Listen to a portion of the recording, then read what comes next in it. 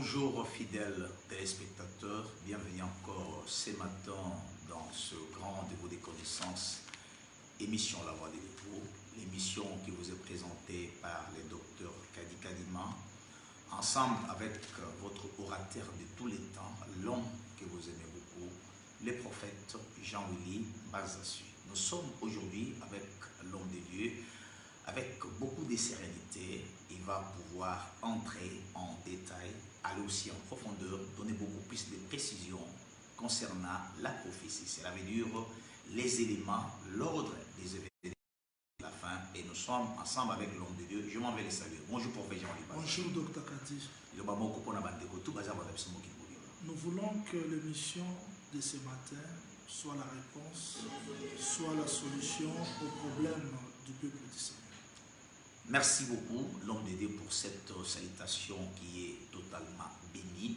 Et je crois, fidèles téléspectateurs, aujourd'hui nous allons donner à l'homme de Dieu beaucoup de minutes de faire un exposé concernant l'ordre des événements du temps de la fin. Mais en cela aussi, vers la fin de son exposé, nous allons prendre 2 ou 3 minutes à poser à l'homme de Dieu une question qui dérange beaucoup nos fidèles téléspectateurs concernant Caïn, ses revengeux cette fois.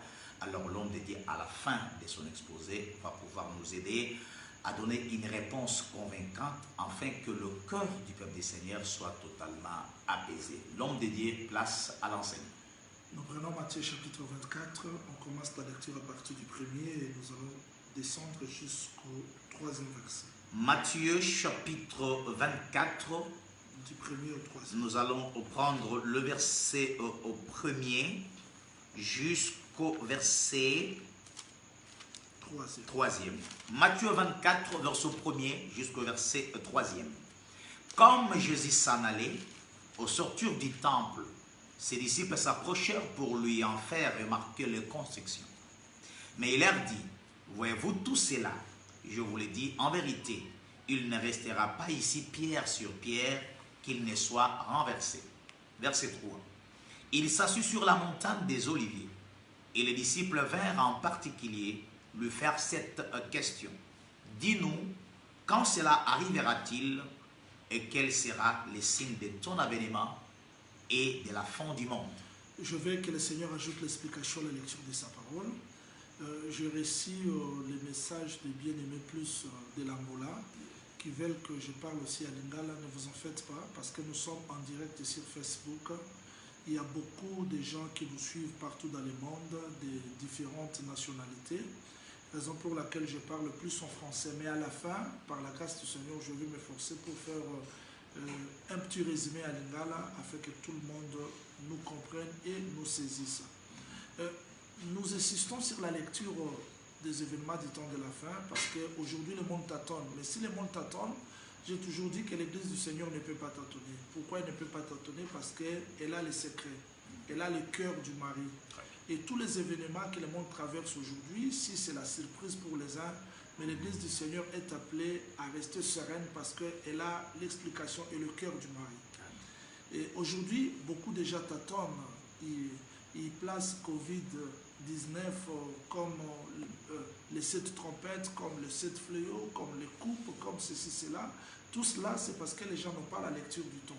Raison pour laquelle nous avons voulu, par la grâce du Seigneur, apporter la contribution sur la lecture des événements du temps de la fin. Il y en a nombreux, mais nous voulons un peu mettre l'ordre. C'est-à-dire que par la grâce du Seigneur, on va classer la résurrection, les règnes millénaires, l'enlèvement, Armageddon, Gog et Magog, le jugement dernier, trône blanc, pour que le peuple ait la précision et la connaissance. Je rappelle, Dr. Kadi, que si Daniel a bien prié dans Daniel chapitre 9 parce qu'il avait la maîtrise de la connaissance du temps. Ça veut dire s'il n'y a pas la connaissance du temps, on ne saura pas bien prier, bien prêcher, bien rester calme devant les événements qui bouleversent aujourd'hui le monde. Avant d'expliquer Matthieu chapitre 24, je voulais faire entrer un peu les gens dans la pensée de la prophétie. Retournons dans Daniel chapitre 12. Daniel chapitre 12, prenez ça, Dr. Kadi. Daniel chapitre 12e. Tu commences la lecture à partir même du 2e verset. Daniel chapitre 12, le verset 2, et nous descendons. Plusieurs de ceux qui dorment dans la poussière de la terre se réveilleront, les uns pour la vie éternelle et les autres pour l'opprobre, pour la honte éternelle. Verset 4. Verset 4e. Toi, Daniel, tiens secrète ces paroles et scelle le livre jusqu'au temps de la fin. Plusieurs alors les liront et la connaissance augmentera. C'est-à-dire que Dieu parle d'un événement, mais il dit au prophète Daniel de sceller. Sceller, parce que ces choses seront scellées jusqu'au temps de la fin. Et Apocalypse chapitre 22 nous répond, verset 10. Apocalypse chapitre 22, le verset 10e, il est dit ceci. Je lis. Et il me dit, ne scelle point les paroles de la prophétie de ces livres. Donc pour Daniel, il a scellé, mais pour le prophète Jean, ne scelle pas. Très bien. C'est-à-dire que l'Église, il n'y a plus de choses scellées pour l'Église. L'Église doit avoir la connaissance, l'exactitude de ces choses scellées autrefois. Okay. Dans Matthieu chapitre 13, verset 35, le Seigneur a dit clairement que j'ouvrirai ma bouche en parabole pour expliquer depuis la création du monde. C'est-à-dire que l'Église doit avoir la connaissance exacte parce que l'ange a dit ceci à Daniel de tenir secret ces choses jusqu'au temps de la fin. Et beaucoup de gens liront, la connaissance augmentera. C'est-à-dire que nous sommes au temps de la fin où ce qui était scellé doit être dévoilé pour que l'Église ait la connaissance exacte. Donc nous étudions la prophétie biblique et l'ordre des événements parce que c'est la promesse de ces temps. Amen. C'est la promesse de ces temps. C'est-à-dire que si on a dit à prophète Daniel de sceller, mais aujourd'hui on ne scelle pas. On ne scelle pas parce que ce qui a été scellé a été déjà dévoilé. Je dois expliquer le mouvement prophétique de Matthieu chapitre 24. J'aimerais que les téléspectateurs me suivent avec beaucoup d'attention. Le Seigneur vient, il entre dans les temples. J'aimerais que Dr Cathy, tu puisses revenir un peu. Reviens dans le verset 1er. Matthieu 24, verset 1er. Comme Jésus s'en allait au sortir du temple. C'est-à-dire qu'il était déjà dans le temple. Maintenant, au sortir du temple. Remarquez, avant d'entrer dans le temple, les apôtres n'ont pas fait remarquer à Jésus la construction. Très bien. Mais c'était à la sortie. À la sortie, pourquoi? Lévitique chapitre 14. Vérifions un mouvement. Lévitique qui va 14. nous aider à comprendre ce que le prophète Jésus fait ici. Nous sommes dans Lévitique chapitre 14, donc tu as dit, lisez le verset 34. Lévitique 14, le verset 34e. Et tu vas sauter verset 38. Alors, Lévitique 14, 34,38. Lorsque vous serez entrés dans le pays des Canaan, dont je vous donne la possession, si je mets une plaie de lèpre sur une maison du pays que vous possédez, verset maintenant à 38. Il sortira de la maison, et quand il sera à la porte, il fera fermer la maison pour 7 jours. Verset 42. Verset maintenant 42 du Lévitique 14. On prendra d'autres pierres que l'on mettra à la place de première, et l'on prendra d'autres mortiers pour récrépir la maison. C'est-à-dire que selon la loi de Moïse, si Israël entrait dans le pays de Canaan et que Dieu mettait la lèpre dans une maison, le propriétaire de la maison ira voir les sacrificateurs pour dire que, écoute, sacrificateur, je vis une plaie de la lèpre dans la maison. Je me pose un peu la question, comment est-ce qu'une maison peut être frappée de la lèpre? Maintenant, le sacrificateur fera ceci. Avant d'entrer dans la maison, il ordonnera à ce que tout ce qui était de la maison sorte de l'extérieur. Maintenant, à la sortie, très bien, il faut bien voir ce texte-là. À la sortie, le sacrificateur, après avoir examiné, parce qu'il a examiné la maison quand il est entré. Il ne va pas prononcer le jugement à l'intérieur. Mais à la sortie, c'est alors qu'il va prononcer le jugement pour dire que cette maison doit être restée vide ou fermée. Et quand il va observer que la lèpre s'est étendue de toute la maison, il va ordonner à ce que le pierre soit remplacé par les autres pierres. Très bien. C'est-à-dire, ce que le Seigneur Jésus-Christ fait ici dans Matthieu chapitre 24, il accomplit la loi de Lévitique chapitre 14. C'est-à-dire que cette maison qui était frappée de la lèpre, c'était le temple. Parce qu'il y avait l'impureté. Très bien. Souvenez-vous, quand Jésus-Christ est venu dans la fête de la Pâque, il a trouvé que cette maison était devenue caverne de voleurs. C'est-à-dire qu'il y avait l'impureté dans cette maison. Et cette maison représentait tout un peuple, tout un sacerdoce. Quand Christ est venu, il a trouvé que ce sacerdoce était incapable de purifier parce que dans ce sacerdoce, il y avait les défauts. Il y avait l'imperfection. Voilà pourquoi Jésus-Christ n'a pas déclaré cette maison déserte à l'entrée. Mais quand il sort, c'est alors qu'il a dit une pierre, aucune pierre ne restera sur une autre pierre. Il faut maintenant aller compléter chez le frère Pierre qui dit que vous étiez des pierres ramassées que Dieu a ramenées. Pourquoi Dieu nous a ramenées? C'est parce que les premières pierres étaient frappées de la lèpre. C'est-à-dire que le premier peuple. Maintenant, quand le Seigneur déclare que cette maison sera détruite, cela a attiré la curiosité des disciples, comme les Juifs. Parce qu'ils connaissaient que cette maison, c'était l'œuvre du Père et le Fils. C'était David qui a préparé les matériaux de construction. Et c'est le fils, Salomon, qui est venu construire. Et Salomon a lié la vie de tout un peuple dans cette maison.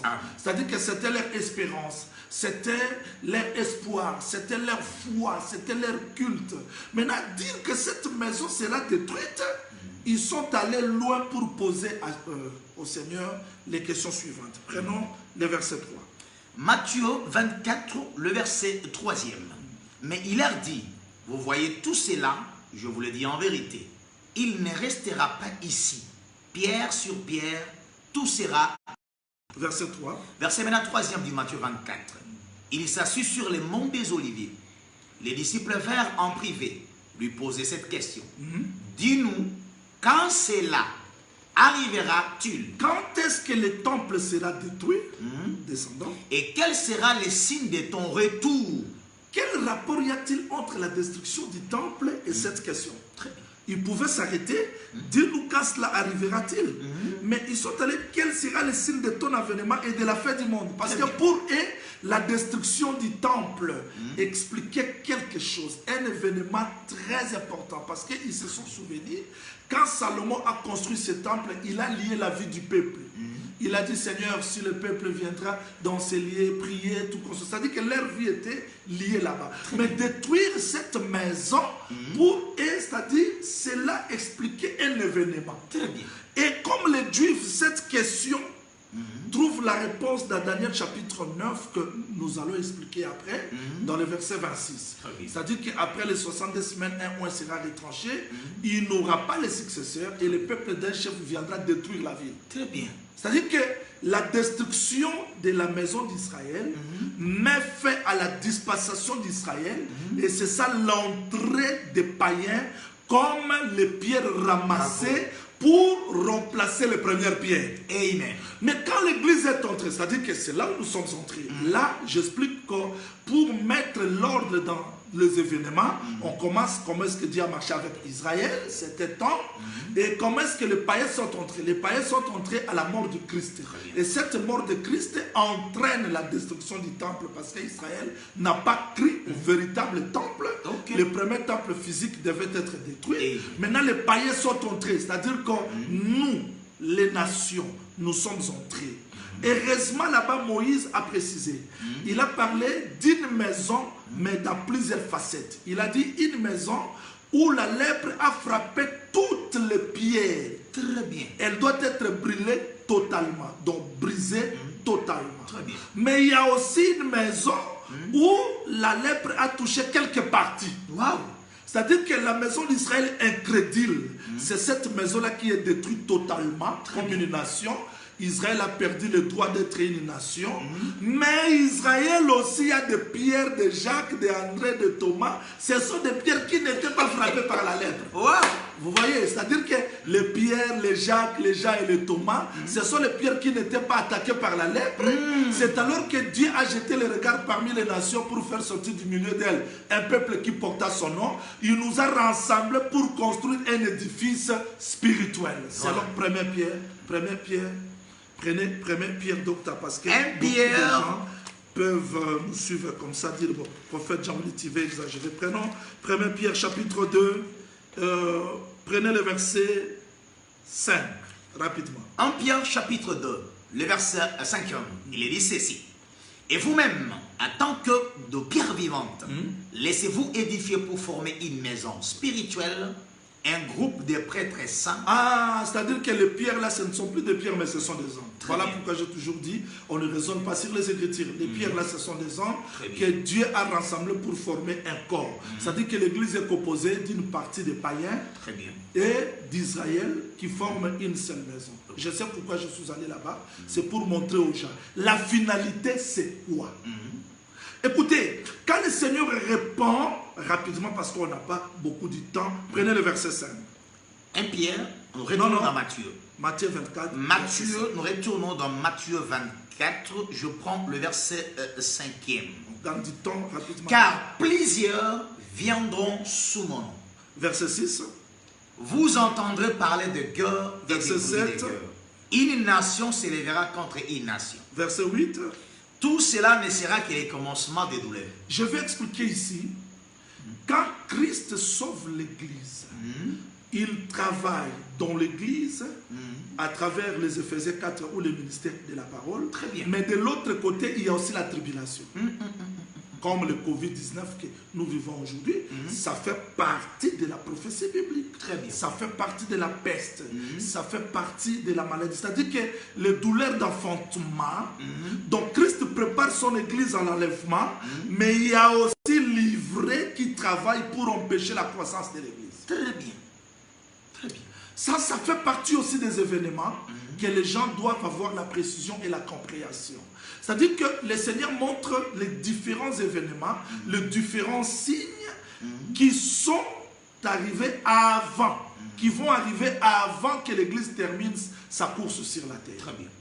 Je dois expliquer ça d'une manière très simple, Dr. Kati. Vous voyez, avant qu'on jette Shadrach, Meshach, Abednego dans la fournaise ardente, la fournaise ardente existait déjà. Le feu était déjà là. Très bien. Mais avant de jeter Daniel, et plutôt Shadrach, Meshach, Abednego, le roi ordonna à faire qu'on réchauffe 7 fois. Très bien. C'est-à-dire que la tribulation existe au temps de l'Église, mais après que l'Église soit disparue, c'est alors qu'il y aura la grande tribulation. Le feu existe déjà, mais il y aura un temps où le feu sera réchauffé plus. C'est ça, même là où je vais répondre aussi, la vengeance de Caïn cette fois. Cela n'a pas commencé là-bas, c'est presque toute la Bible. Très bien. Donc, chauffer le feu 7 fois pour que Shadrach, Meshach, Abednego soient jugés. Très bien. Exactement, ce sont des choses qui vont se faire. Alors, j'ai pris ces exemples pour montrer un peu comment est-ce que les événements se déroulent, parce que beaucoup de gens croient qu'au temps de l'Église aujourd'hui, il n'y a pas de tribulation, il n'y a pas de souffrance. Non.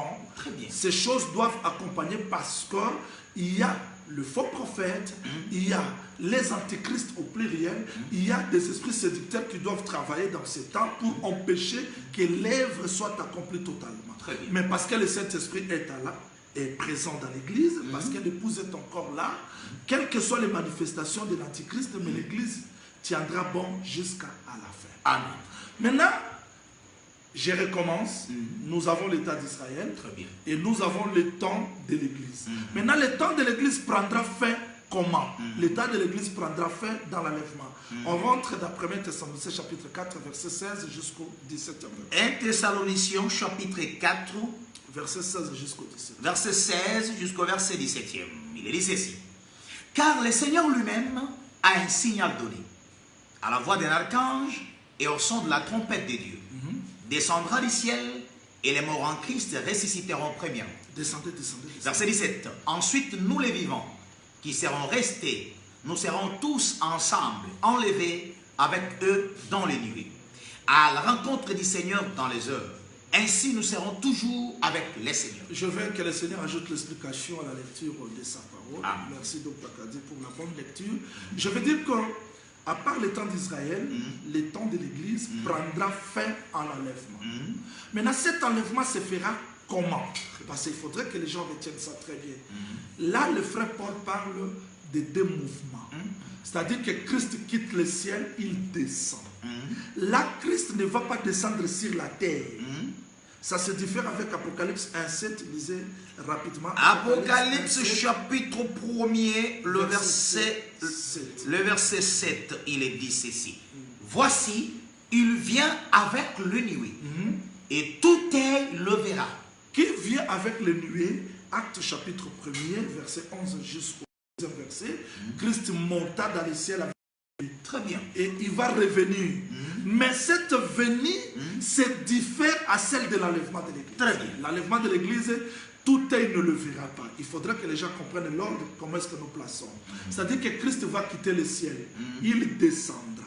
Et quand il descendra, j'ai frôlé les samedis passés sur 3 choses. Très bien. La traduction d'Arabie parle des cris de commandement, la voix d'un archange et au son de la trompette. Ici, second parle de signal donné, il parle de la voix d'un archange et le son de la trompette. Ces 3 choses, je précise, ça ne se fera pas comme beaucoup de gens chantent, on va chanter, non, non. Ça sera la manifestation de la parole que nous écoutons aujourd'hui. Très bien. Maintenant, quand l'Église sera prête pour être enlevée, c'est Christ qui viendra premièrement. Il reviendra. Et Christ ne descendra pas sur la terre. Quand il reviendra, la première chose qui se fera, le frère Paul nous explique qu'il y aura la résurrection. Maintenant, il faudrait qu'on place l'ordre, parce que nous parlons de l'ordre. Je veux préciser, pour ceux qui me suivent et ceux qui écrivent, nous avons le cri de commandement. Donc, Takadi, prenez Jean chapitre 5, verset 25. Jean chapitre 5, le verset 25, il est dit ceci. Jean 5, 25, il est dit ceci. En vérité, je vous l'ai dit, l'heure vient, elle est déjà venue, où les morts entendront la voix du Fils de Dieu, et ceux qui l'auront entendu vivront. Ça, c'est le cri de commandement. Très bien. Ici, je ne parle pas de la résurrection spirituelle, que si quelqu'un attend la parole, il est sauvé. Mais ici, je parle des choses qui vont se faire. Parce que nous parlons de l'ordre des événements. Avant que l'Église disparaisse sur la terre, il y a tout d'abord la résurrection.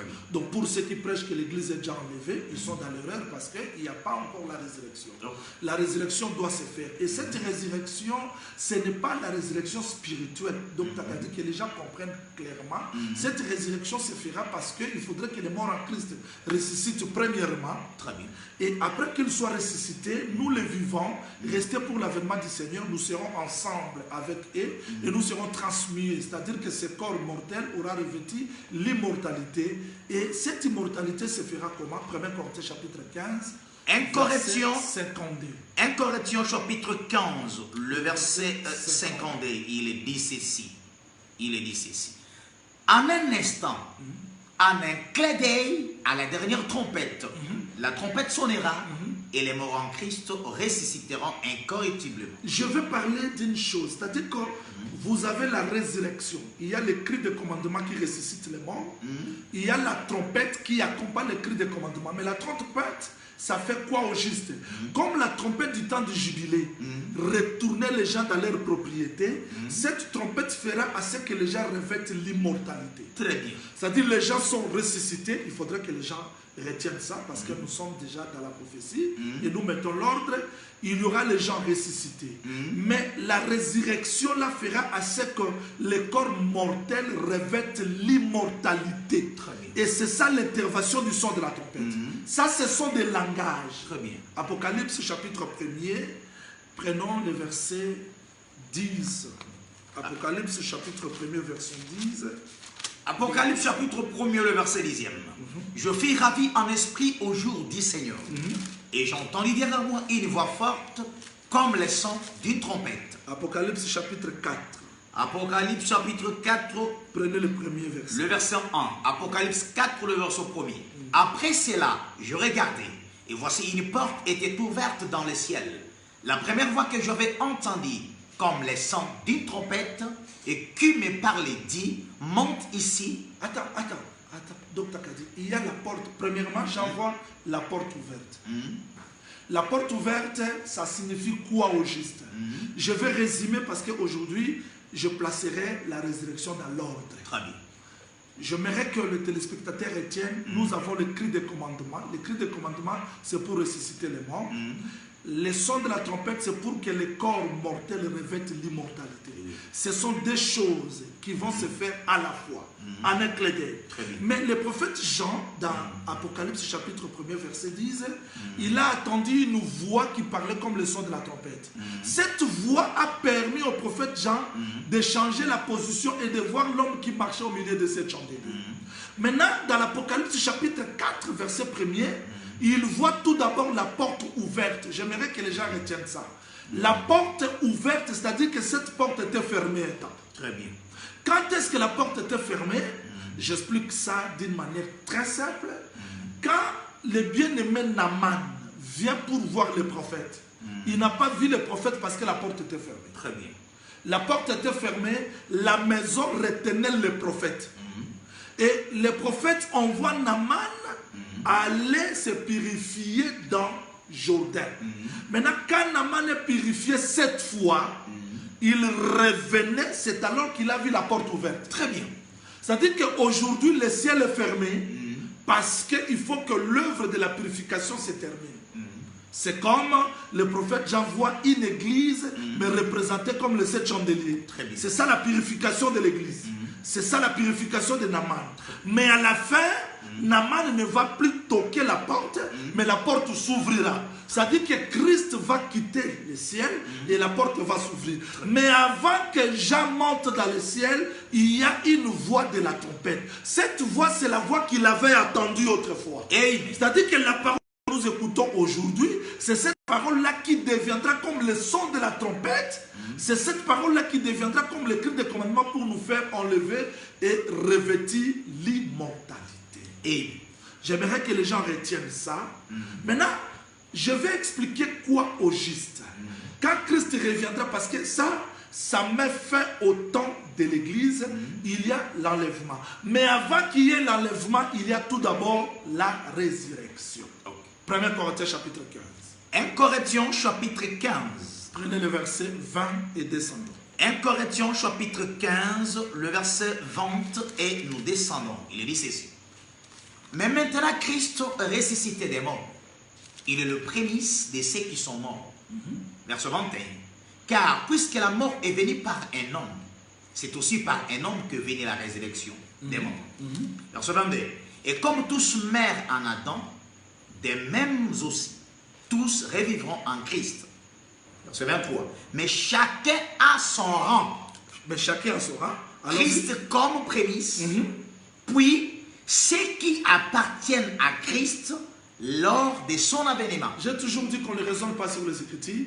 Le frère Paul illustre la résurrection par rapport à la moisson. Très bien. C'est ce que je vais expliquer.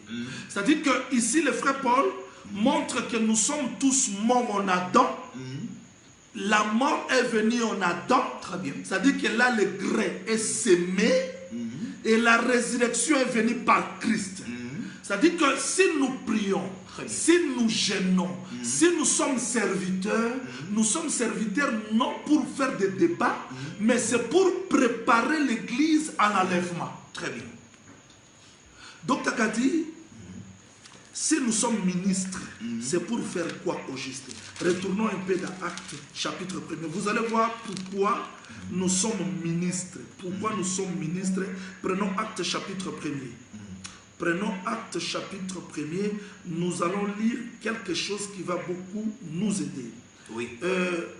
Prenez le verset 21 jusqu'au 22e verset. Actes chapitre au 1er, le verset 21 jusqu'au verset 22e.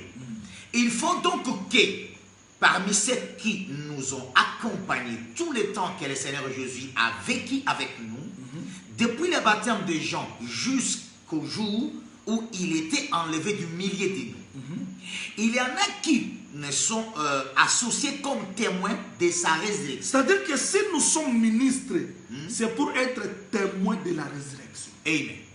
C'est-à-dire que le but de la prédication, c'est la résurrection. Très bien. Pourquoi aujourd'hui nous souffrons? Pourquoi nous gémissons? C'est parce qu'il y a une espérance qui nous attend quelque part. Très bien. Raison pour laquelle je dis que les événements, pour mettre l'ordre, il faut que les gens comprennent tout d'abord que le temps de l'église prendra fin à l'enlèvement. Mais avant que l'enlèvement, avant que cet enlèvement ait lieu, il y a tout d'abord la résurrection. Et cette résurrection, le prophète Paul, ici je l'appelle prophète parce qu'il place les événements, il a expliqué cette résurrection comme la moisson. Très bien. C'est ce que je voulais plus prêcher aujourd'hui. C'est-à-dire tout ce que nous prêchons, tout ce que nous sémons, c'est la sémence que nous sémons. Un jour sera révélé. C'est-à-dire la résurrection de l'église, c'est ça le but de notre foi, c'est ça le but de notre prédication. Très bien. Mais cette résurrection se fera comment? Ici, le frère Paul place l'ordre dans la résurrection. Il se révèle, il montre la résurrection comme le travail d'un moissonneur. Très bien. Juge chapitre 15, verset 1er. Juge chapitre 15, le verset 1er, il est dit ceci. Quelques temps après, à l'époque de la moisson de blé, Samson alla voir sa femme. Pourquoi? J'ai pris ce verset biblique pour expliquer d'une manière claire. C'est-à-dire que frère Paul explique que Christ est ressuscité des morts comme le prémisse, et ceux qui appartiennent à son avènement, chacun à son rang. Très bien. C'est-à-dire que l'enlèvement de l'église, c'est comme un moissonneur qui avait semé. Très bien. Et il est venu pour chercher tout ce qu'il avait semé. Très bien. Très bien. Je vais expliquer ça d'une manière très simple. C'est-à-dire, en réalité, très bien. Pourquoi Samson est allé chercher la femme au temps de la moisson d'Octacat? Parce que pour Samson, la femme c'était un champ. Ce n'est pas pour rien. Ce n'est pas pour rien que Samson, quand les gens de la ville ont répondu à son énigme, il était clair, il dit, vous avez labouré. On laboure dans les champs. Très bien. C'est-à-dire que quand Samson est descendu, il a vu sa femme, il monte chez son père. Suivez ça, Takati, parce que j'explique tous les événements du temps de la fin. Samson a vu la femme, ça c'est l'éternité. Il descend pour prendre la femme, c'est le temps de Christ dans le corps. Il a combattu avec les lions, c'est ça Golgotha. Après avoir combattu avec les lions, il touche sa femme, c'est ça le temps de l'église. Il explique l'énigme. Et les 30 qui viennent répondre l'énigme, c'est ça le ministère de la parole. Mais il ne parle pas avec la femme. Vous voyez, il laisse la femme. Alléluia. Il repart chez son père. Mais au temps de la moisson, c'est-à-dire tout ce que Samson a fait là-bas, c'était le temps de semaille. Très bien. Il a semé, il a donné l'explication. Maintenant, au temps de la moisson, il reviendra pour chercher la femme. Pourquoi il vient chercher la femme? Parce qu'à la première venue, il était semé. Très bien. Il a semé. Maintenant, il revient au temps de la moisson pour moissonner. C'est ce que frère Paul parle de la résurrection comme la moisson. Alléluia, alléluia. Mais remarquez, quand Samson arrive, il n'y a pas la femme. Très bien. Parce que ce n'est plus la passation de Samson. On doit donner cette femme à son compagnon. C'est-à-dire que la femme n'est plus église, la femme redevient Israël. Maintenant, à la colère de Samson, il prend les 2 renards. Vous voyez le ministère des 2 témoins? Il l'envoie dans la maison d'Israël. Quand les 2 témoins jugent la maison d'Israël, les Philistins se sont hérités. Voilà, il y a maintenant les Philistins, c'est-à-dire que la bête s'élève pour combattre Samson. Et à la fin, Samson viendra tuer avec 1000, nous entrons dans les règnes millénaires. Très bien. Vous voyez l'ordre des événements. C'est-à-dire que la résurrection, en réalité, c'est la moisson. C'est le temps où Christ revient chercher ce qu'il a sémé. Mais avant que j'avance, il faudrait que je donne un peu l'ordre de la résurrection. Donc, Takati, vous allez voir que Ruth est entré au temps de la moisson des orges. Très bien. Vérifions Ruth. Très bien. Ruth, chapitre 1er, parce que ce que frère Paul a parlé là-bas, ça nécessite une explication appropriée. Prenons Ruth, chapitre 1er, verset 22.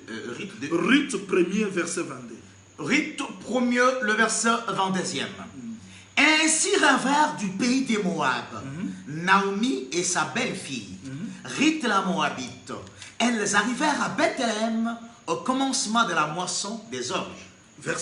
Chapitre 2, verset 22. Maintenant le chapitre 2, le verset 22, il est dit ceci. Et Naomi dit à Ruth, sa belle-fille. Non, Ruth 2, 22. Ruth 2, 22, je suis là. Et Naomi dit à Ruth, sa belle-fille, il est bon, ma fille, que tu sortes avec ses servantes et qu'on te raconte pas dans un autre champ. Verset 23. Verset 23 de Ruth, chapitre 2.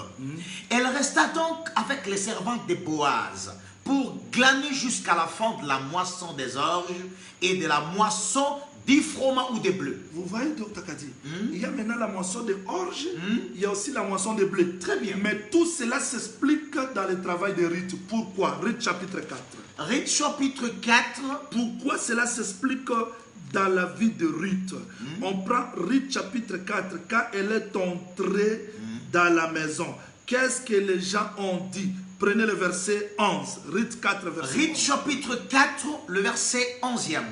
Tous les peuples qui étaient à la porte et les anciens dirent, nous en sommes témoins, que l'Éternel rende la femme qui entre dans ta maison semblable à Rachel et à Léa. C'est-à-dire que Ruth elle-même est Léa et Rachel. Vous voyez? Bravo. C'est-à-dire que si elle est Léa, elle représente une sémence. Très bien. Si elle est Rachel, elle représente une sémence. Voilà pourquoi il y a orge et bleu. Très bien. Très bien. C'est ça pour expliquer quoi? Hébreu chapitre 11. Hébreu, le chapitre 11e. Hébreu chapitre 11, Dr Kadi, prenez le verset, commencez par le verset 35. Allons-y. Hébreu 11, le verset 35e. Des femmes recouvrèrent leur mort par la résurrection. D'autres furent livrées au tourment et n'acceptèrent point de délivrance, afin d'obtenir une meilleure résurrection. Ces gens-là attendaient la meilleure résurrection. Ces gens-là attendaient la meilleure résurrection. Verset 39. Le verset 39e du livre d'Hébreu chapitre 11. Le verset maintenant 39. Tout cela, à la foi desquels il a été rendu témoignage, n'ont pas obtenu ce qui leur était promis. Verset maintenant 40. Dieu ayant envie de quelque chose de meilleur pour nous, afin qu'ils ne parvinssent pas sans nous à la perfection. C'est-à-dire qu'il y a orge et bleu, Très bien. mais représenté par Ruth. Donc quand Ruth est présentée chez Boaz, le peuple a compris que dans Ruth, il y a Léa, il y a Rachel. C'est-à-dire que dans Ruth, il y a deux peuples. Très bien. C'est comme orge et blé. C'est-à-dire que la résurrection qui se fera dans l'enlèvement de l'église, c'est une résurrection qui est composée de 5 d'autrefois représentés donc ensemble avec l'église. C'est ça, orge et blé, représentés avec l'église pour être présentés devant le Seigneur. Bravo. Exactement, c'est ça. C'est-à-dire que avant que l'église soit enlevée, il y a la résurrection. Mais cette résurrection se fait avec les justes d'autrefois et l'église d'aujourd'hui. Donc nous serons ensemble enlevés à la rencontre du Seigneur. Bravo. Voilà pourquoi je dis que frère Samson est allé chercher sa femme au temps de la moisson. Parce que tout ce que nous faisons ici, Dr Kadi, nous s'aimons. Très bien. Donc ceux qui prêchent pour être vus, ils s'aiment. Très bien. Ceux qui prêchent dans des querelles, ils s'aiment. Très bien. Ceux qui prêchent pour combattre les autres, ils s'aiment. Très bien. Ceux qui prêchent dans la haine, ils s'aiment. Très bien. Mais le Seigneur Jésus-Christ reviendra chercher la semence que lui-même a sémée. C'est-à-dire que la véritable église. Et cette église-là sera comme la moisson qui sera présentée. Très bien. Voilà pourquoi je pars pour terminer, parce qu'il faudrait que je mette un peu l'ordre là. Là, le frère Paul parle de la résurrection. La résurrection de l'église, parce que beaucoup de gens confondent un peu ça. Il y a la première résurrection. Et cette première résurrection, frère Paul nous dit, est composée de plusieurs rangs que nous allons expliquer. Comme il y a les prémices, c'est qu'il y a aussi le reste du champ. Très bien. Et si église c'était champ, si Israël c'était champ, il faudrait qu'on ait vu le prémisse en Israël, les prémices dans l'église, et voir aussi le reste du champ en Israël et dans l'église pour que la moisson soit complète. Exactement, c'est ce que nous voulons dire. C'est-à-dire quoi au juste? Très bien. Parce qu'il faudrait que je termine parce que le temps nous est déjà parti. Allons-y dans Cantique des Cantiques, docteur. Allons-y dans Cantique des Cantiques. Cantique des Cantiques. Chapitre 2. Cantique des Cantiques, chapitre 2. Prenez le verset 10. Parce que je suis toujours dans la résurrection. Allons-y. Mon bien-aimé parle et me dit, lève-toi mon ami, ma belle, et viens. C'est-à-dire que quand le bien-aimé parlait, la femme dormait. Très bien. Très bien. La femme dormait. Très bien. Maintenant, c'est la femme qui répète les paroles du bien-aimé. Elle dit, mon bien-aimé parle et me dit, lève-toi. Donc, je dois me réveiller de mon sommeil. Très bien. Mon ami m'appelle et vient. Très bien. Pourquoi? Le verset 11e des Cantiques chapitre 2. Car voici l'hiver est passé. La pluie a cessé. Elle s'en est allée. Pourquoi la pluie a cessé? Prophète Jaouli, tu nous parles de la résurrection. Qu'est-ce que tu es allé chercher là-bas? Ce n'est pas moi le premier. C'est frère Paul qui a expliqué la résurrection comme la moisson. Mais qu'est-ce que la pluie est venue faire ici? Jacques chapitre 5, verset 7. Jacques chapitre 5, le verset 7, il dit ceci. Jacques 5, 7. Soyez donc patients, frères, jusqu'à l'avènement du Seigneur. Voici les laboureurs attendent le précieux fruit de la terre, prenant patience à son égard, jusqu'à ce qu'il ait reçu les pluies de la première et de l'arrière-saison. Mais pourquoi nous devons être patients jusqu'à l'avènement du Seigneur? Parce que les laboureurs prennent patience. Très bien. C'est le Seigneur Jésus-Christ qui prend patience. Parce que l'enseignement que nous enseignons aujourd'hui, ce sont des pluies. Très bien. Mais il faudrait que ces pluies-là terminent son travail. C'est-à-dire que la parole ne peut pas retourner au Père si elle ne produit pas la sémence. Très bien. Retournons maintenant dans Cantique chapitre 2. Cantique. Nous étions allés à Jacques pour chercher les pourquoi des Silamites qui répètent la pluie. Cantique 2, verset 11. Cantique des 11. Car voici l'hiver est passé. La pluie a cessé. Elle s'en est allée. La pluie est rentrée au ciel. Oui. Parce que la pluie tombe aujourd'hui. Maintenant, le bien-aimé ne peut pas venir chercher sa femme aussi longtemps que la pluie n'a pas encore cessé. Très bien. C'est-à-dire qu'il faudrait que le ministère termine. Parce que Isaïe chapitre 55, verset 10-11 explique la pluie comme la parole. Très bien. Il faudrait que cette pluie disparaisse. Alors. Maintenant, le verset 12e des Cantiques chapitre 2. Les fleurs paraissent sur la terre. Les fleurs paraissent parce que la pluie a déjà terminé son travail. Ça, c'est maintenant Silamite. Mais on est venu chercher Silamite qui dormait. Vous voyez la sémence? Très bien. Maintenant, parce que la pluie a déjà arrosé, il faudrait maintenant que la terre réponde. Je dis aux gens qui me suivent que nous sommes la terre. Et chaque message que nous recevons, c'est la pluie qui doit arroser la sémence qui est dans nous. Amen. Et la résurrection que je parle, c'est Christ qui reviendra chercher. Aujourd'hui, les gens passent le temps dans des distractions. Très bien. Ils ne savent pas que nous avons la responsabilité parce que le temps de l'église prendra fin. Prendra fin à la moisson parce que celui qui a semé doit revenir chercher. Je dis au nom du Seigneur Jésus-Christ ne reviendra plus chercher les enseignements, les Bibles, les brochures, mais il reviendra chercher sa parole parce que le moissonneur n'a besoin que de la semence. Et cette semence doit être égale à la semence qui a été semée. C'est-à-dire celui qui a semé l'arachide ne viendra chercher que l'arachide. Celui qui a semé l'amour, il ne reviendra chercher que l'amour. Et à ce temps-là, l'église sera égale à la parole. C'est-à-dire que c'est ça la moisson, c'est ça la résurrection. Si nous prions, c'est pour ça. Ce n'est pas pour rien, frère Paul dit que s'il n'y a pas la résurrection, notre foi est vaine et notre prédication est vaine. Très bien. Maintenant, Christ il reviendra chercher. Quand il reviendra chercher, ça c'est la femme qui parle. Maintenant, allons-y pour comprendre les paroles du bien-aimé. Verset 14. Cantique chapitre 2, le verset 14e.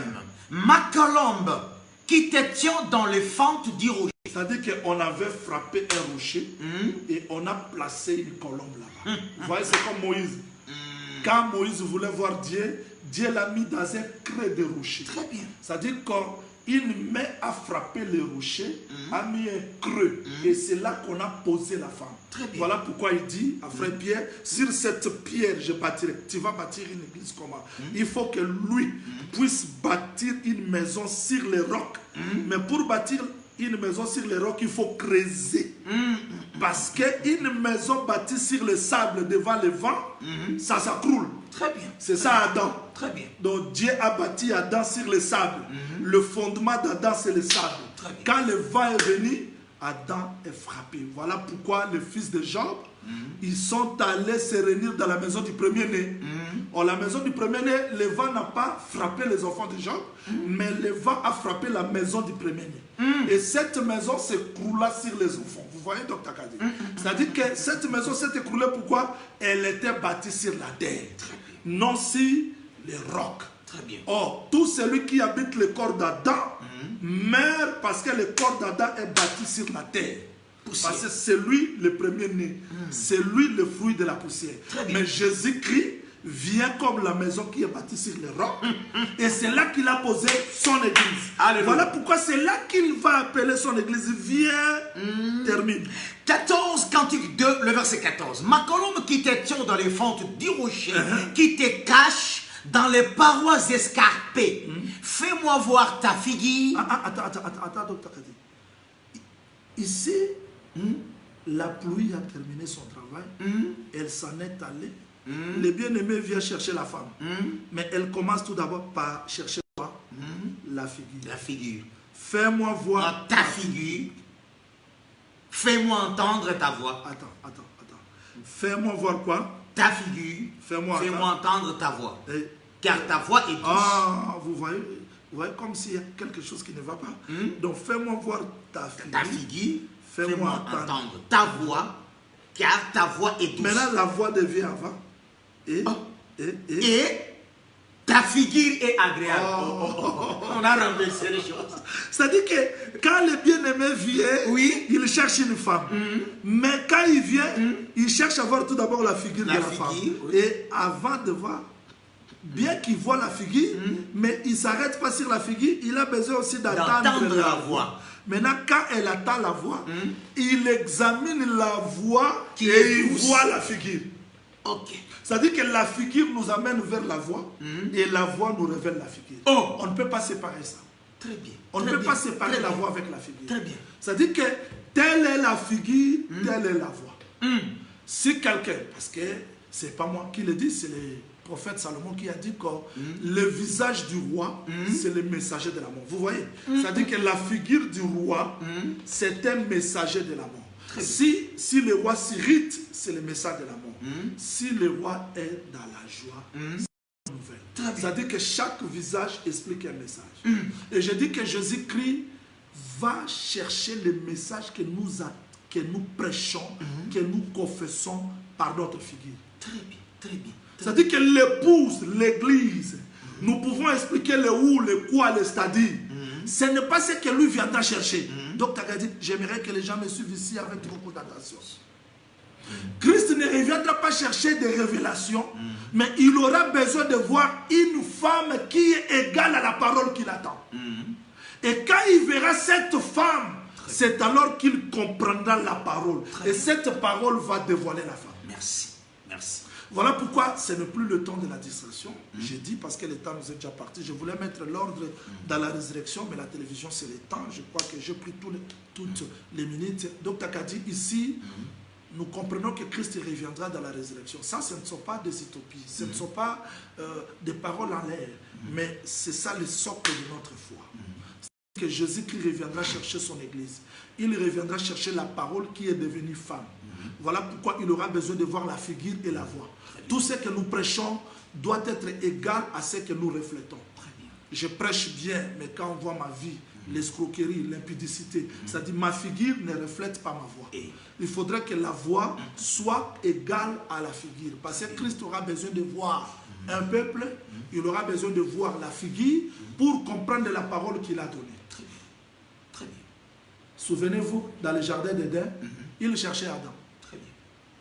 Mais au temps de Job, il n'a pas cherché Job. Au contraire, il dit, Satan, tu as vu mon serviteur Job. Quand il y a la sanctification, Dieu voit. Très bien. Quand il n'y a pas la sanctification, il cherche à voir, il ne verra personne. On a besoin que les gens comprennent que la résurrection est vraie. Très bien. Tôt ou tard, nous allons quitter ce corps. Les uns vont mourir, les autres vont voir Christ revenir dans le ciel.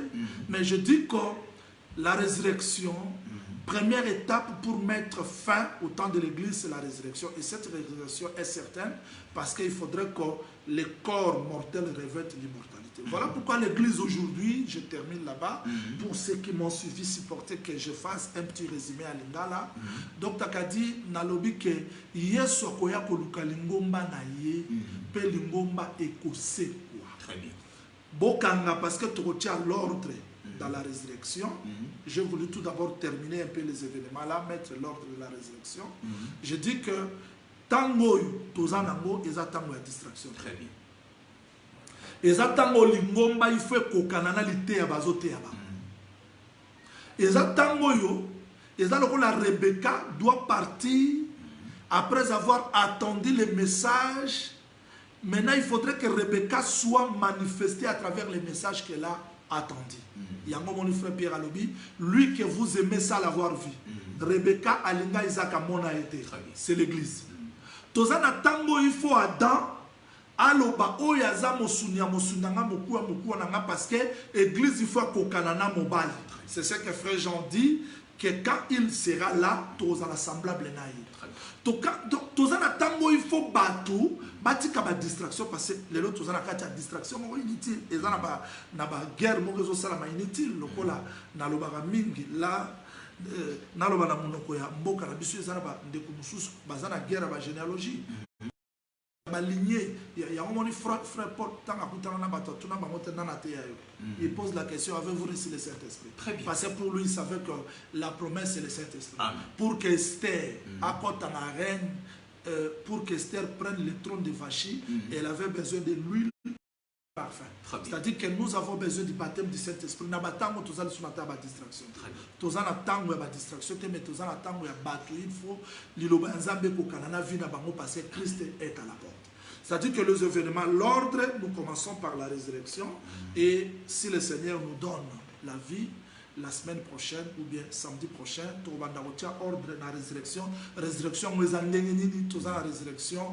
Il y a Bassant, tout ça, ici, il y a un fromage blé, où vous allez présenter lors de l'enlèvement. Mais on allons voir prémisse. Après prémisse, nous allons mettre l'ordre dans la résurrection. Merci beaucoup à l'homme de Dieu, le prophète Jean Olimbaza, pour sa grande contribution à l'édification de l'Église du Seigneur qui est éparpillée partout dans le monde entier. Le prophète nous a mis en garde, selon Matthieu 24, il a dit, les apôtres ont posé la question, quand cela arrivera-t-il? La première réponse, c'est là où le prophète nous a parlé concernant la distraction. Donc, les contraires de la distraction, nous devons nous mettre en garde. Le verset 4 de Matthieu 24 dit, Jésus leur répondit, prenez garde. C'est-à-dire, Moussa Kolalobi, pour tout long la distraction, il faut tomiquer bisa. Prenez garde, Mouta séduit les binotés. Le faux prophète Baroya, c'est qu'il a dit que là où l'église est sur terre, l'église travaille, ivre pesali pembeni appelé. C'est que tous autres la vraie doctrine, baté peut m'aller au terre l'eau comme abbé. Mais ils ont la tribulation mokone mosakoto goloba. Bino bozote ya bien otabité moi c'est pas gogoté té boété. Ils ont combattre autres autres. Mais ça ka ba maté ya té ya ba faux prophète, alors vous allez entendre parler de Dieu. C'est que tant que tu vas payer ça, na bamboka bi pas être zali partout dans le monde, ils appellent sous tribulation pour na biso. Ils ont osé ces églises qui m'a. Na l'église ali côté ya nation peut moi côté les nations sur verset 7, une nation et que s'élever que peut-être Rwanda, na RDC c'est un exemple. Peut-être Amérique namboka boisson lona Afghanistan, on a Corée, on a boy nation moko ils appellent côté les bela. Na moka biso tozo te ba makambo na peso sala. De mosakola ke ko ba ki ça dans verset 8e ya Matthieu 24. Tout cela ne sera que le commencement des douleurs. C'est-à-dire, ensemble, avec le Kwananyonso, Matéa, Mabé, Baguerre, Banzala, Banation, Ezali, douleur. Ils ont fait participer à la peste, Covid-19. Ils ont fait des gens qui sont dans les Kimia. Ils ont fait des pasteur, Banzala, pasteur, parce que coronavirus n'est pas cambo. Est-ce qu'il y a un pasteur? Ça fait partie de la prophétie. Et l'indication, c'est un mot pour le qui prêche, insiste en toute occasion favorable ou non. Covid-19 est allé, mais nous continuons toujours à prêcher et ça confirme la doctrine apostolique. Alors, prophète, il nous reste quelques minutes. Partout, il y a Caïn, il y a clôturé pour continuer à dossier monsieur à prophétie, mais le quoi bazar pour tout sur Facebook, sur WhatsApp, audio ils sont convaincus, mais le problème c'est Caïn serait vengé cette fois. Bamoni a moté, est-ce qu'il y a Caïn vengé et Caïn qui serait vengé cette fois. Cette fois veut dire quoi? Dans 5 minutes et nous allons désannoncer notre émission. Merci Dr Kadi, merci pour cette question, merci pour les résumés que tu as fait. Un très bon résumé. J'aimerais que nous partons dans Matthieu chapitre 18, docteur. Matthieu chapitre 18. Prenez le verset 21. Matthieu 18, le verset 21. Et il dit ceci. Alors Pierre s'approcha de lui et dit, Seigneur, combien de fois pardonnerai-je à mon frère lorsqu'il péchera contre moi? Sera-ce jusque 7 fois? Pourquoi Ndeko Pierre a posé question na olimbisa moninga nanga 7 fois? Lévitique chapitre 26. Lévitique 26. Toquena verset 24. Lévitique 26, le verset 24. Verset 23. Lévitique 26, 23, nous descendons. Si ce châtiment ne vous corrige point, et si vous me résistez, verset 24, je vous résisterai aussi, et 7 fois, plus pour vos péchés. Awa, nalingi seulement natali sabana ya Nzambeke. Likambo 7 fois, ezaka likambo ya kayete. Très bien. Avant motoye baba chiffre. Nzamba ebaki déjà ba chiffre. Amen. Nalingi nalobango d'une manière très simple. Avant que l'homme connaisse les chiffres, Dieu connaissait déjà les chiffres. Et quand Dieu utilise un chiffre, quand il parle de 1, 2, 3, 4, 5, 6, 7, 8, 9, 10, c'est-à-dire que Dieu a un enseignement qu'il a caché derrière ces chiffres-là. Très bien. Maintenant, nous avons vu frère Pierre s'approcher du Seigneur à poser une question. Alors, ce qui me dit il faut que 7 fois. Pourquoi nous avons 8 fois? Parce que le chiffre 7 dans la pensée de Dieu, c'est le chiffre complet. Très bien. Nalingi batu, donc na étude, il y a comprendre le chiffre 7, pourquoi chiffre complet. Très bien. Et ça, le Nzambe a créé qui a achevé dans 7 jours. Et les 7 jours pour Nzambe, tant que chiffre 7, azoloba perfection au Okabe. Yango komona, même Noé, tant que côté na arche, Nzamba zelaki dans 7 jours.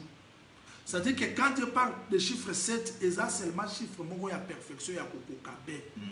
Yango ayebisi Israël que ceux qui boto singate na kobeta bino 7 fois. Très bien. Kobeta 7 fois, l'ingi kolobate kobeta 1, 2, 3, 4, 5, 6, 7. C'est-à-dire que jugement à son comble. Très bien. Très bien. Jugement à son comble.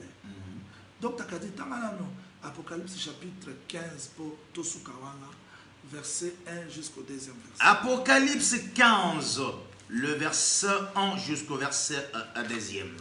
Puis je vis dans le ciel un autre signe grand et admirable. Cet ange qui tenait cette fléau, les derniers, par eux, s'accomplit la colère de Dieu. L'accomplissement de la colère de Dieu se manifeste dans le chiffre 7. Très bien. C'est qu'on le bénémoine d'une manière terre à terre. Parce que là, je voulais tout d'abord, dans l'Aksabato, quand on parle de chiffre 7, il y a Kokokabe. Très bien. Et dans le cas, la roi Wana, Nebuchadnezzar, a le bibo chauffé moto 7 fois. Et nous avons chauffé moto wana kino na suka. Ça, c'est le langage de Dieu. Le chiffre 7, c'est le langage de Dieu, c'est la perfection, c'est l'achèvement.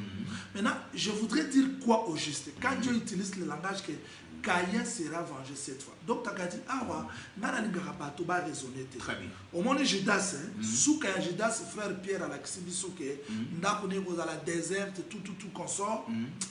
Je vois les autres nationalités qui nous suivent. Il n'y a pas moyen que je parle à Lingala. Je vois ma soeur, ma fille d'une autre nationalité à la manière des hommes, mais à mon centre. C'est-à-dire qu'ici, je voudrais seulement expliquer pour faire comprendre aux gens que quand Dieu parle de chiffre 7, c'est la perfection, c'est l'achèvement. Maintenant, Judas, sa fin était comment? Très bien. Que son lieu soit désert. Mais la fin de Caïn, Dieu dit qu'il a mis un signe sur Caïn. Mais ce signe, c'était pour protéger Caïn. Très bien. Donc, si quelqu'un tue Caïn, Caïn sera... Mais qui va venger Caïn? C'est Dieu lui-même. Très bien. Si nous voyons les 7 coupes, les 7 trompettes, ce sont les jugements derniers de Dieu. Et Dieu viendra venger la maison d'Israël, comme il avait vengé autrefois. Mais le chiffre 7 s'accomplirait dans les trompettes, dans les fléaux. Voilà un mot. Merci. Il y a un bien-aimé qui a posé la question. Prophète Léa avait le royaume, Rachel avait les sauveurs. Bon, Rite est comme tel comment. Rite, Aza Léa, Aza Rachel comment. Parce que, à l'Obinakat na Léa, au royaume, c'est que Judée, c'est Nakati. Et il avait aussi les sauveurs, c'est ça, Joseph. Maintenant, Rite, Azo comme Léa, Rachel comment. Mais c'est très simplement, oui. Tout d'abord, c'est l'écriture. Oui. Ce n'est pas le prophète Jean qui a dit. Rite, chapitre 4 dit que les gens de la ville ont vu Rite pour dire quoi? Que Dieu te rende comme Léa et Rachel. C'est-à-dire que dans Rite, ils ont vu 2 femmes. Très bien. Et je dois répondre à ses frères que c'est très simple. Jacob n'avait pas travaillé pour plusieurs femmes. Jacob n'a travaillé que pour une seule femme. Et cette femme-là, c'est celle que les prophètes Joseph a vu, une lune. Très bien. Une lune. C'est-à-dire que cette lune-là est à la fois Léa et Rachel. C'est-à-dire que c'est une seule femme.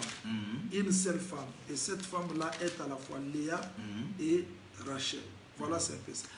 Merci. Je crois qu'il y a d'autres questions qui nous restent. Je vais poser cela au prophète le samedi de la semaine prochaine. Faute du temps, veuillez offrir de cela, fidèles téléspectateurs. Je crois que nous sommes presque dans la émission. Le prophète expliqué, c'est révangé cette fois. Les gens veulent voir la fin de la vie à Caïn. On appelle Caïn, Asuka Kufaki Boye, Caïn a vengé. Non, la prophétie est vaste. Prophétie, sa phase, mais phase, c'est comme le prophète Daniel qui scelle ces choses, c'est les angles. Mais pas Jean ne sait le point. Donc, prophétie, au prophète, il y a caprice à prophétie. C'est-à-dire,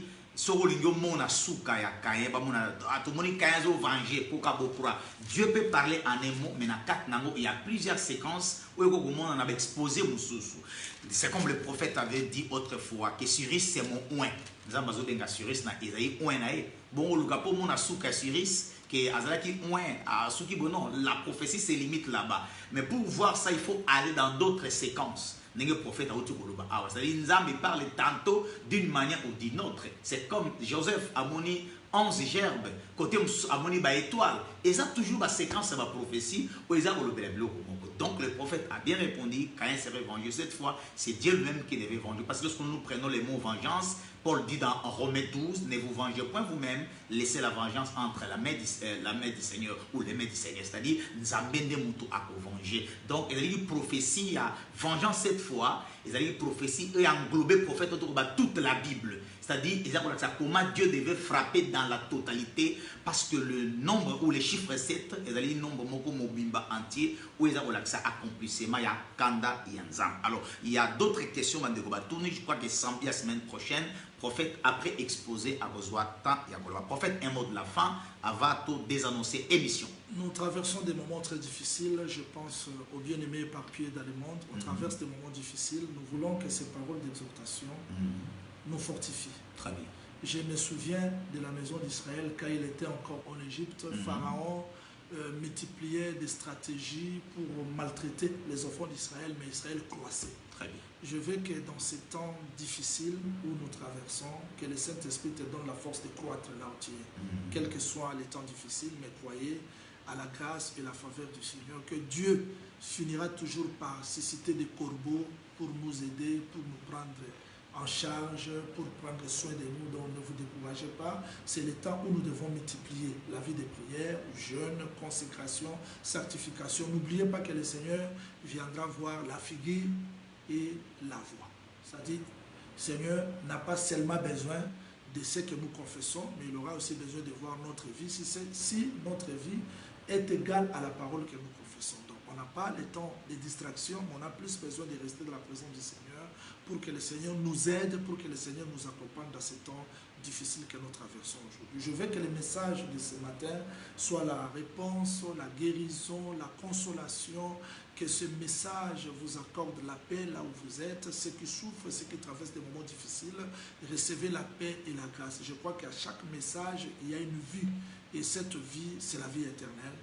Vivez cela dans votre vie. Comme Jacob, il avait besoin de Rachel, mais Jacob, Laban lui a donné premièrement Léa pour avoir le royaume et Rachel après pour avoir un plus. Je veux que ce message vous accorde le royaume et un plus dans votre vie au nom de Jésus. Merci. Merci, nous sommes arrivés presque à la fin de notre émission. Merci à vous tous qui nous avez suivis.